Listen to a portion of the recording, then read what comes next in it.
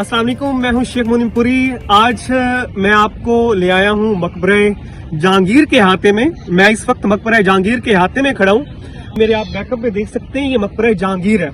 अब मुगल शहनशाह नूरुद्दीन जहांगीर मुगलिया दौर के चौथे बादशाह थे और ये तारीखी लिहाज से इनका जो दौर है वो बड़ा अहमियत का हामिल है। 1604 से लेकर 1627 तक ये बड़े सगीर के यानी कि पाको हिंद, उस वक्त तो पाकिस्तान का वजूद नहीं था, हिंदुस्तान के ऊपर इन्होंने हुक्मरानी की। तो आज आपको मैं मकबरा जहांगीर की सैर करवाता हूँ। इसी अहाते में साथ ही बिल्कुल मकबरा नूरजहां मौजूद है। आसिफ खान का मकबरा भी इसी अहाते में मौजूद है। तो आज इन तमाम हिस्टोरिकल प्लेसेस की आपको सैर करवानी है मैंने। तो आइए चलते हैं।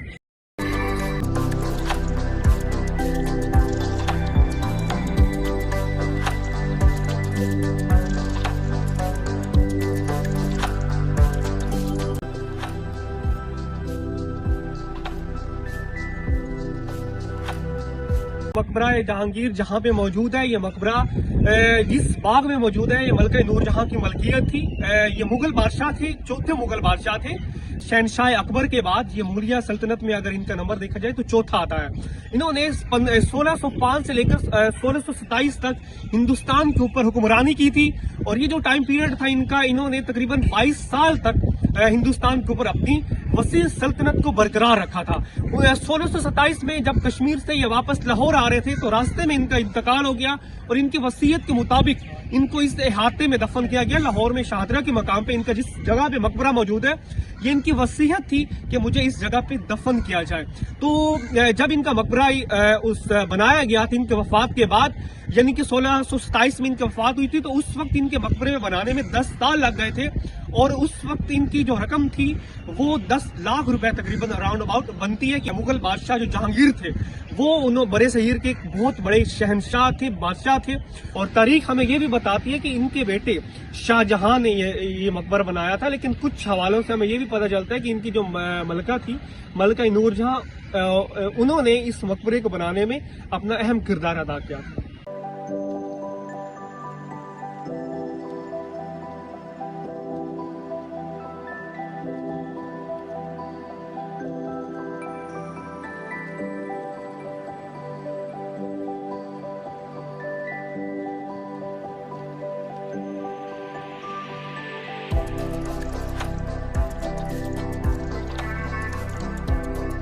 आसिफ खान के मकबरा के सामने मौजूद हूँ, जिनका असल नाम मिर्जा अबुल हसन था। ये पंजाब के गवर्नर थे और जो मलका नूरजहां थे उनके ये भाई थे।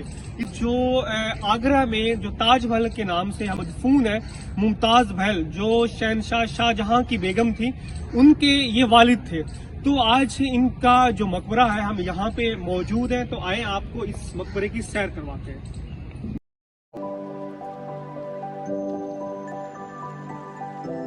इस वक्त मैं आसिफ खान के मकबरे में मौजूद हूँ। इनका नाम भी मुगलिया सल्तनत में एक अपनी अलग पहचान रखता था। 1647 में इनको जगत सिंह की तरफ से लड़ाई में मार दिया गया था और जिसके बाद इनका जिस जगह में मकबरा मौजूद है यहीं पे इनको दफन किया गया था। और ये जो मकबरा इनका बनाया गया था शाहजहां की मदद से बनाया गया था। शाहजहां ने ये मकबरा इनको बनाया था और इस मकबरे को बनाने में उस वक्त 3 लाख रुपए की लागत आई थी।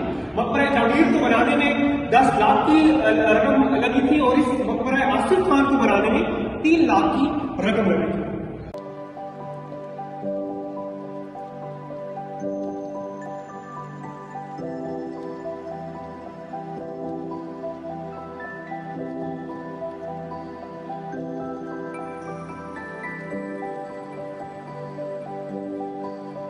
जिस वक्त मैं मलका नूरजहां के मकबरे के सामने हूँ, ये मकबरा भी अपनी एक अलग तारीखी पहचान रखता है। शाहदरा लाहौर में ये मकबरा वाक़या है। मलका नूरजहां जहांगीर चौथे वो मुगल बादशाह थे, उनकी ये चहेती मलका थी। जहांगीर ने 20 शादियां अपनी जिंदगी में, अपनी लाइफ में की थी और ये उनकी 20वीं शादी जिनसे हुई थी ये मलका नूरजहां थी और जो ये इस वक्त यहाँ पे मदफून है। इनके जो वालिद थे वो फारसी खानदान से ताल्लुक रखते थे और फारस के एक बहुत बड़े रईस थे। उनकी जो वालदा थी मलका नूरजहां की, वो हिंदुस्तानी निजात थी और बैकग्राउंड अगर हम सियासी हवालों से देखें तो ये बहुत ज्यादा अपनी सियासत में दिलचस्पी रखती थी और सियासी अमूर में माहिर थी। शहनशाह जहांगीर ने क्योंकि ये उनकी चहेती मलका भी थी और उनके साथ इनके साथ जो सियासी रवासिम थे वो भी बहुत ज्यादा मजबूत थे, क्योंकि इनके सियासत में बहुत ज्यादा लगाव था।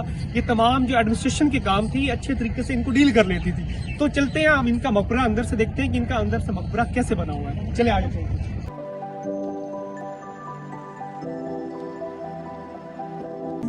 मैं डक